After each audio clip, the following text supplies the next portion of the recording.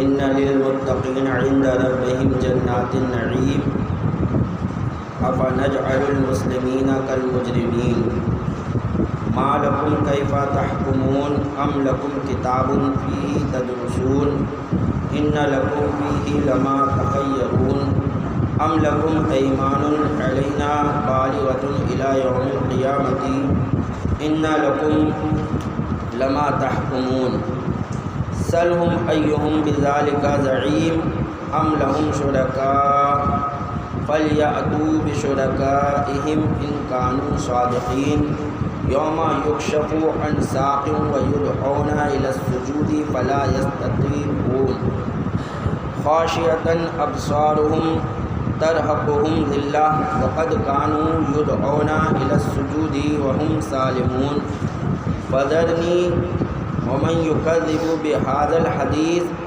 سنستدرجهم من حيث لا يعلمون وأملي لهم إن كيدي متين أم تسألهم أجرا فهم من مغرم مثقلون أم عندهم الغيب فهم يكتبون فاصبر لحكم ربك ولا تكن كصاحب الحوت إذ نادى وهو مكظوم لولا أن تداركه نعمة من ربه لنبذ بالعراء وهو مذموم فاجتباه ربه فجعله من الصالحين وإن يكاد الذين كفروا ليزلقونك بأبصارهم لما سمعوا الذكر ويقولون إنه لمجنون وما هو إلا ذكر للعالمين.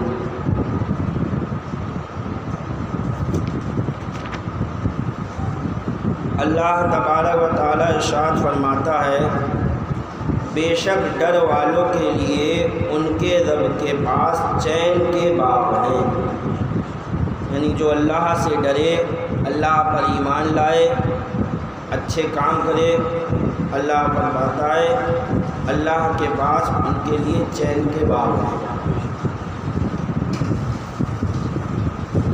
یہ آیت کریمہ کیوں نازل ہوئی؟ مشرکین جو کافر تھے وہ اللہ کے رسول صلی اللہ تعالیٰ علیہ وسلم سے تو اولاً یہ کہتے تھے کہ مرنے کے بعد دوبارہ اٹھنا ہی نہیں ہے، بس یہیں کی زندگی ہے جو ہے اس کے بعد بات۔ پھر انہوں نے کہا اگر ہم اٹھائے بھی جائیں گے تو جیسے ہم یہاں مزے میں ہیں تم پریشان ہو، ایسے ہی وہاں پر بھی ہم ہی مزے میں ہوں گے، تم پریشان نہ ہو، یہ انہوں نے کہا۔ تو جب یہ انہوں نے کہا تو اللہ تعالیٰ نے یہ آیت کریمہ نازل فرمائی۔ کہنا مشرکین نے مسلمانوں سے کہا تھا کہ اگر مرنے کے بعد پھر ہم اٹھائے بھی گئے تو وہاں بھی ہم تم سے اچھے رہیں گے اور ہمارا ہی درجہ بلند ہوگا، جیسے کہ دنیا میں ہمیں آسائش ہے۔ اس پر یہ آیت کریمہ نازل ہوئی جس میں اللہ تعالیٰ نے فرمایا بے شک ڈر والوں کے لیے ان کے رب کے پاس چین کے باغ ہیں۔ کیا تمہارے لیے کوئی کتاب، کیا ہم مسلمانوں کو مجرموں کا سا کر دیں گے؟ یعنی اے مشرکو، کیا تم یہ سوچ رہے ہو جو اللہ پر ایمان لائے ہم انہیں تم جیسا بنا دیں گے؟ جو تمہیں سزا دیں گے وہ انہیں دیں گے؟ ایسا ہرگز نہیں ہے۔ جو اللہ کو ایک مانتا ہے وہ تمہاری طرح نہیں ہوگا، تم ہمیشگی کے عذاب میں جاؤ گے اور وہ چین کے باغوں میں جاؤ گے۔ تو فرماتا کیا ہم مسلمانوں کو مجرموں کا سا کر دیں گے؟ تمہیں کیا ہوا؟ کیسا حکم لگاتے ہو؟ کیا تمہارے لیے کوئی کتاب ہے، اس میں پڑھتے ہو کہ تمہارے لیے اس میں جو تم پسند کرو، یا تمہارے لیے ہم پر کچھ قسمیں ہیں قیامت تک پہنچتی ہوئی کہ تمہیں ملے گا جو کچھ دعویٰ کرتے ہو؟ آخر کس بات پر یہ بات کہہ رہے ہو؟ کیا کوئی تمہارے اوپر کتاب نازل ہو گئی ہے جس میں تمہیں یہ بتایا گیا ہے کہ جیسے یہاں دنیا میں تم مزے میں ہو ایسے ہی آخرت میں مزے میں ہو؟ یا کسی نے تم سے جو ہے قسمیں کھا کر اس کا وعدہ کیا ہے کہ نہیں تم ہی مزے میں رہو گے؟ ایسا کچھ نہیں ہے تمہارے پاس، نہ کوئی کتاب آئی ہے، نہ کوئی قسم کھا کے تم سے کہہ رہا ہے اے کافرو تم ہی مزے میں رہو گے۔ تم ان سے پوچھو ان میں کون سا اس کا ضامن ہے۔ اے اللہ کے رسول ان کافروں سے پوچھو کون ہے جو ضمانت لیتا ہے اس بات کی کہ وہ آخرت میں جو ہے چین و سکون میں رہے گا۔ جو یہ کہہ رہے ہیں اس کا کوئی ضامن ہے یا ان کے پاس کچھ شریک ہیں؟ ایک نہیں تو چند ہی صحیح، چند ہیں جو اس بات کی ضمانت دیتے ہیں، تو اپنے شریکوں کو لے کر آئیں اگر سچے ہیں۔ جس دن ایک ساکھ کھولی جائے گی، جس کے معنی اللہ ہی جانتا ہے۔ قیامت کے دن ایک ساکھ کھولی جائے گی، ساکھ کے کیا معنی ہے یہ اللہ ہی جانتا ہے۔ جمہور کے نزدیک کشف ساکھ شدت و صعوبت امر سے عبارت ہے جو روز قیامت حساب و جزا کے لیے پیش آئے گی۔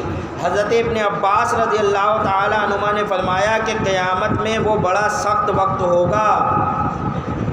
سلف کا یہی طریقہ ہے کہ وہ اس کے معنی میں کلام نہیں کرتے، یعنی وہ ساکھ کیا ہے، سلف کا یہ طریقہ رہا کہ اس معنی میں کلام نہیں کیا انہوں نے، اور یہ فرماتے ہیں کہ ہم اس پر ایمان لاتے ہیں اور اس سے جو مراد ہے وہ اللہ تعالیٰ کی طرف تفویض کرتے ہیں، اللہ ہی جانے اس ساکھ سے کیا مراد ہے۔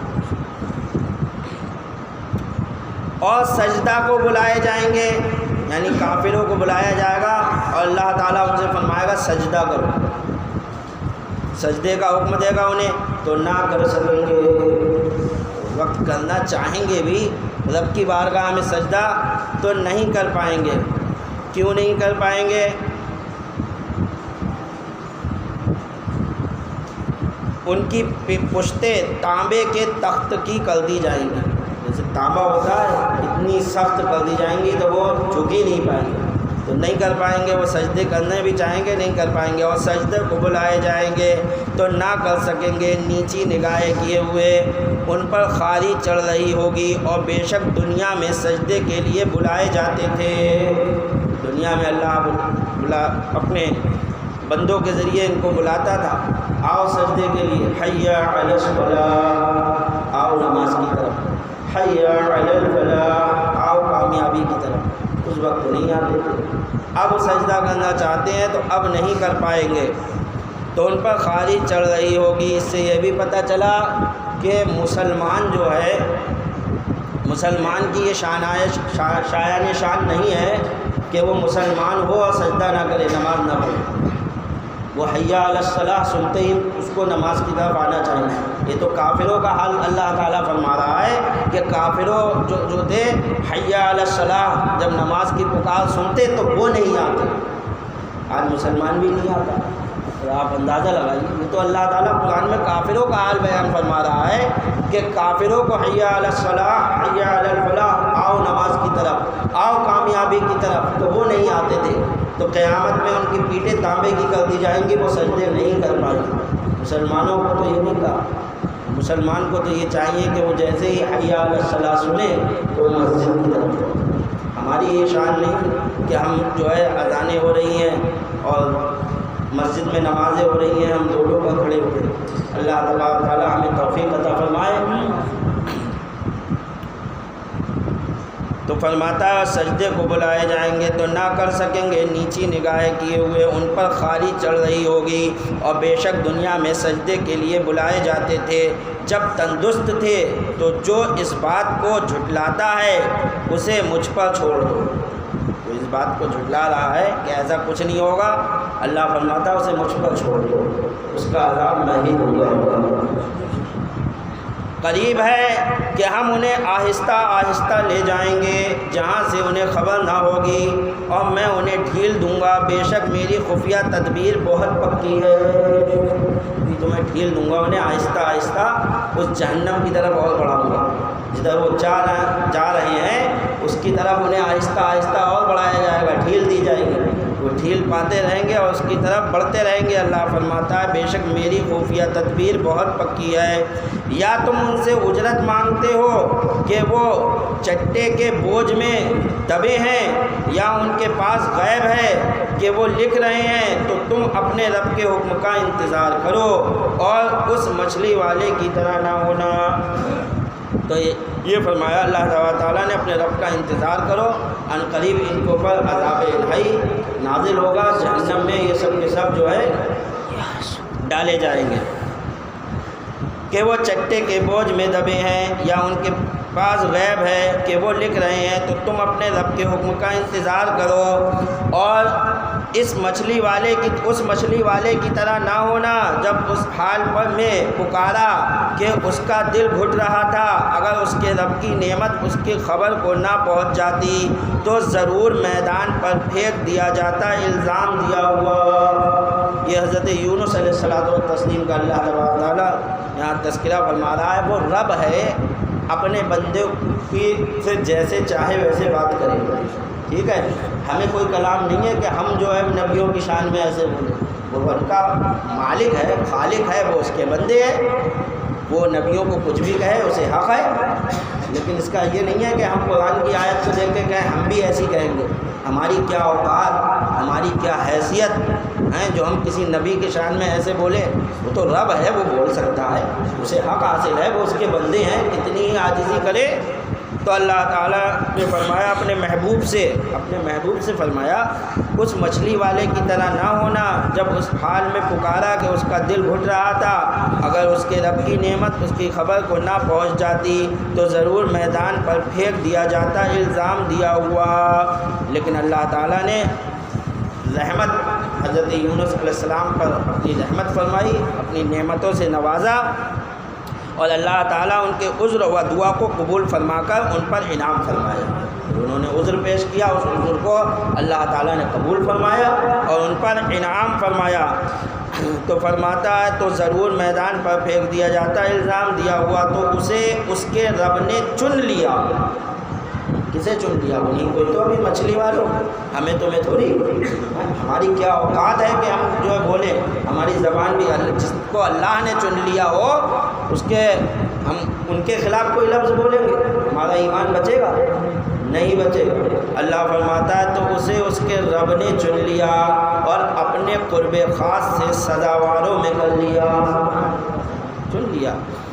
اور ضرور کافر تو ایسے معلوم ہوتے ہیں کہ گویا اپنی بد نظر لگا کر تمہیں گرا دیں گے جب قرآن سنتے ہیں۔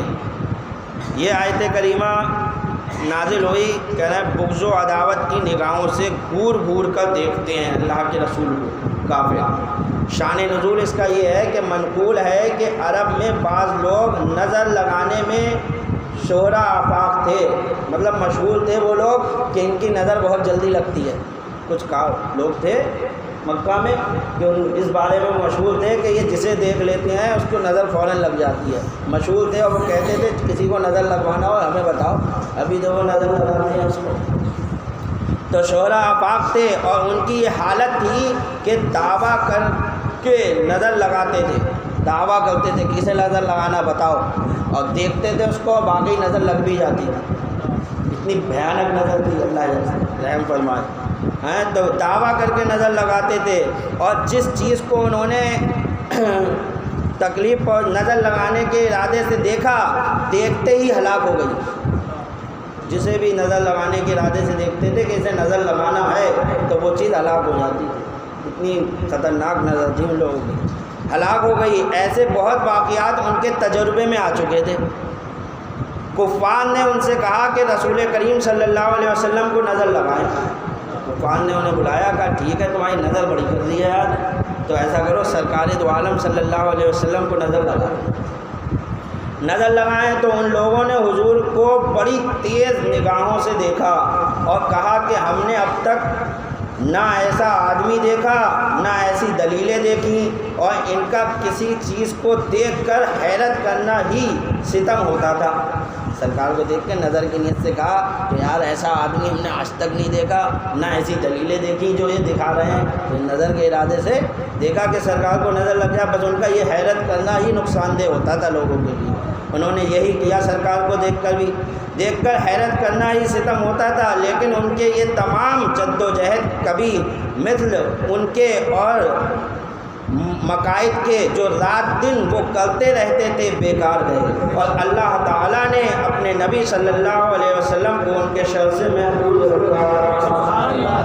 تجربے کی تھی، ان کی نظریں اتنی خطرناک تھی، لیکن وہاں پر کوئی نظر کام نہیں آئی، جبکہ نظر کے بارے میں سرکار نے بھی فرمایا کہ نظر حق ہے، نظر حق ہے، نظر کا لگنا حق ہے، لیکن اللہ کے رسول کو اللہ تبارک و تعالیٰ نے محفوظ رکھا، اور یہ آیت کریمہ نازل ہو گئی۔ تو یہ آیت کریمہ نازل ہوئی حسن رضی اللہ تعالیٰ عنہ نے فرمایا جس کو نظر لگے اس پر یہ آیت پڑھ کر دم کر دی جائے تو نظر اتر جائے گی۔ وہ آیت کریمہ ہے وَإِن يَكَادُ الَّذِينَ كَفَرُوا لَيُزْلِقُونَكَ بِأَبْصَارِهِمْ لَمَّا سَمِعُوا الذِّكْرَ وَيَقُولُونَ إِنَّهُ لَمَجْنُونٌ وَمَا هُوَ إِلَّا ذِكْرٌ لِّلْعَالَمِينَ۔